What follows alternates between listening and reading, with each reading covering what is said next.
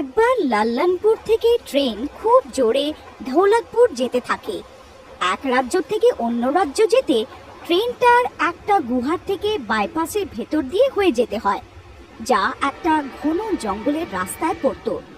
ওটা ভয়ানক ভুতুড়ে জঙ্গল ছিল। ওইখানে আকস্মিক মৃত্যুর অনেক ঘটনা হয়েছিল। তারপর একদিন ট্রেন ওই গুহার কাছে পৌঁছেছিল।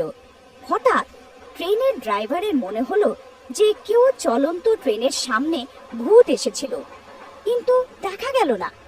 ড্রাইভার চক্করে পড়ে যায়। এমার্জেন্সিতে ট্রেন থামিয়ে দেয়। ড্রাইভার ট্রেনে নেমে নিজে দেখতে যায় কি ঘটনা ছিল। আমি দেখলাম এরকম একটা কালো ছায়া সামনে আসে, কিন্তু এখানে তো কোনো জন্তু কিংবা পশুর তো সব নেই। যদি ট্রেনের গতির কারণে কেউ মরতো, তাহলে তার সব তো নিশ্চয়ই থাকতো। ভাবনায় থাকা ড্রাইভার আগেই অনেক ভয় পেয়ে গেছিল, কিন্তু সে কারোর মৃত্যুর কারণ হতে চাইছিল না। আমাকে গুহার বাইপাসের ভেতরে গিয়ে একবার দেখা উচিত। ভয়ে ড্রাইভার নিজের নিঃশ্বাস বন্ধ করে যেই এই গুহার বাইপাসের ভেতরে গিয়ে দেখে, অন্যদিকে ট্রেনের বসে থাকা হেল্পার একটা চিৎকার শুনতে পায়। চিৎকার শুনে সে দৌড়ে দৌড়ে যায়। ওইখানের দৃশ্য দেখে ওর চোখ ছানা বড়া হয়ে যায়। আরে বাপ রে বাপ, এ তো ড্রাইভার স্যারের সব। তার মানে এনারই চিৎকার ছিল সেইটা। আরে পালাও রে পালাও, এইখানে কোনো শয়তানি শক্তি আছে। হেল্পার ওখান থেকে দৌড়ে পালাতে থাকে আর এমার্জেন্সিতে কল করে সাহায্য চায়। 12 ঘন্টা ট্রেন আর ওটায় বসা ওখানকার প্যাসেঞ্জার ফেসে থাকে। পুলিশ আসে আর বাকি টিম মেম্বারসও, কিন্তু কেউ বুঝতে পারে না ব্যাপারটা কি। ট্রেনকে অন্য ড্রাইভার ওখান থেকে নিয়ে যায় আর অন্য রাজ্যতে লোকেদের পৌঁছে দেয়। এই কথা সব জায়গায় ছড়িয়ে যায়। রামনাথ, এখন থেকে এই ডিউটি তোমার। রামনাথের একটু মুহূর্তের ভাবনায় ভূতের মুখ ওকেই মারছে নজরে আসে। ও চিল্লাতে থাকে, না না, আমি মরতে চাই না এখন। ভূত ভূত ভূত। কি হলো রামনাথ, কেন চেঁচাচ্ছ? আমি যা বললাম বুঝতে পারলে তো? না না স্যার, ক্ষমা করবেন। আমি সেই ভুতুড়ে রাস্তার কর্তব্য নিতে পারবো না। আমার বউয়ের এই যৌবনে আমি তাকে বিধবা করতে পারবো না। যাকে ওই রাস্তাতে ট্রেন ড্রাইভার ডিউটির জন্য বলতো, সব ড্রাইভার ভয়ের চোটে মানা করে দিত। তারপর কিছুদিন পর ওইখানে এক নতুন ড্রাইভার কুনফুনাথের পোস্টিং হয় আর ওকে সে ডিউটি দেওয়া হয়। আরে কুনকুনাথ, তুমি এখানে নতুন, তাই তোমাকে বলছি একটু সামলে যেও। ওই জায়গাটা ভুতুড়ে। এই শুনে তো তার অবস্থা টাইট হয়ে যায়, কিন্তু ওর এই অবস্থা ছিল যে মরতো না হলে কি করত। তারপর ট্রেন স্টেশন থেকে ছাড়ে। হে ভগবান, বাঁচিয়ে নিও আমাকে। এমনিতে ওই জায়গাটা ভুতুড়ে মনে হয়। প্রায় ওইখানে কোনো না কোনো ড্রাইভার মরে যায়। আজ আমার নাম্বার না এসে যায়। ভগবানের নাম নিয়ে কুনফুনাথ ট্রেন চালাতেই থাকে। যখন ওই গুহার কাছে পৌঁছে ট্রেন নিজের থেকেই থেমে যায়। আরে ভগবান, আজকেই আমার হরিবোল করাবে নাকি? এই ট্রেনটার আবার কি হয়ে গেল? এ আমার প্রাণ নিয়েই ছাড়বে আজকে। আরে রামু, তুই কোথাকার হেল্পার রে, যখন সাহায্যই করছো না?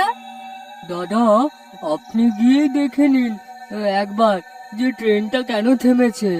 চল চল, ঠিক আছে, আমাকে দেখতে দে। কুনফুনাথ নেমে ট্রেনের আশেপাশে দেখে। এখানে তো কিছুও নেই, স্টাফও নেই কোনো। গাড়ি থেমে গেল কেন? তারপর সে ওই বাইপাসে ঢুকে দেখে আর সে কিছু আবছা দেখতে পায়। কে কে ওইখানে, ওই অন্ধকারে কে? কুনফুনাথ সামনে এগিয়ে দেখে তো হতবাক রয়ে যায়। ওইখানে এক ভয়ানক ভূত থাকে, যে কুনফুনাথকে দেখে ওর কাছে এগিয়ে আসে। শেষ অব্দি তুই এসে গেলি।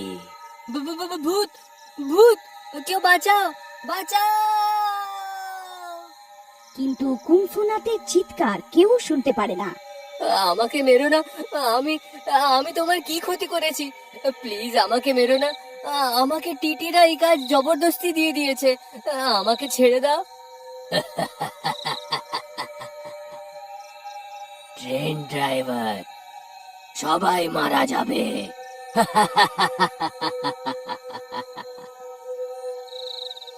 এখন তোকেও মরতে হবে।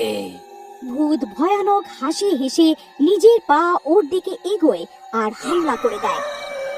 এদিকে অনেক দেরি হওয়াতে আরে কুকুরনাথ আর এখনো কেন আসলো না? অনেক দেরি হয়ে গেল।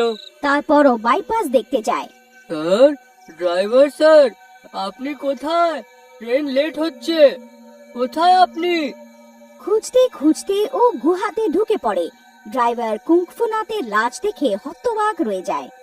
ও ও ভূত এনাকেও মেরে ফেললো। ভূত ভূত ভূত!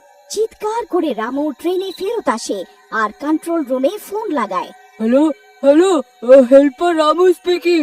ওই ভুতুড়ে বাইপাসে গুহার ভেতরে কুঙ্কুনাথ স্যারের মৃত্যু হয়ে গেছে। সাহায্য পাঠাও, ওভার অ্যান্ড আউট।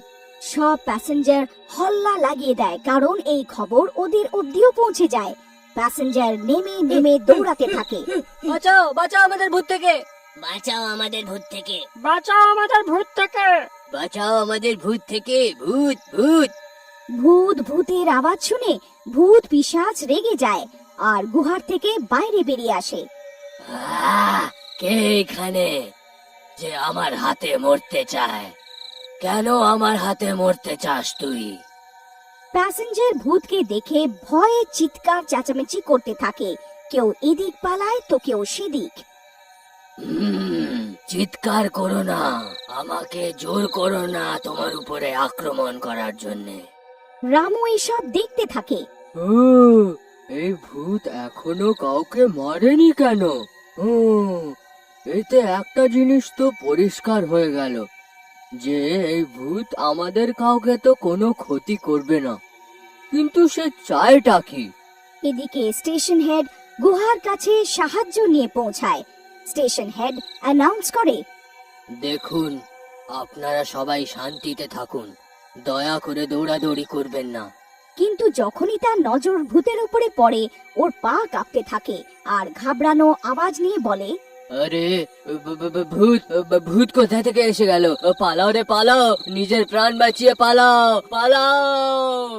এইসব দেখে ভূত রেগে যায় আর সবাইকে উঠিয়ে উঠিয়ে ফেলতে থাকে। রামু তখনই মাইক উঠিয়ে নেয় আর অ্যানাউন্সমেন্ট করে, দয়া করে শান্তি রাখুন, এই ভূত কাউকে কোনো ক্ষতি করবে না। ভূত মশাই, আপনিও থেমে যান। রামুর আওয়াজ শুনে সবাই শান্ত হয়ে যায়। তারপর সে ভূতের সাথে কথা বলার চেষ্টা করে। তুই বুদ্ধিমান মনে হচ্ছিস এদের মধ্যে। এরা সবাই তো আমার মাথা খারাপ করে দিল। কিন্তু আপনি চানটা কি? আমি দেখলাম আপনি শুধু ড্রাইভারদেরকেই মারেন, এরম কেন? আমি কোনো ট্রেন ড্রাইভারদের ছাড়বো না, এরা সবাই মারা যাবে। কিন্তু কেন?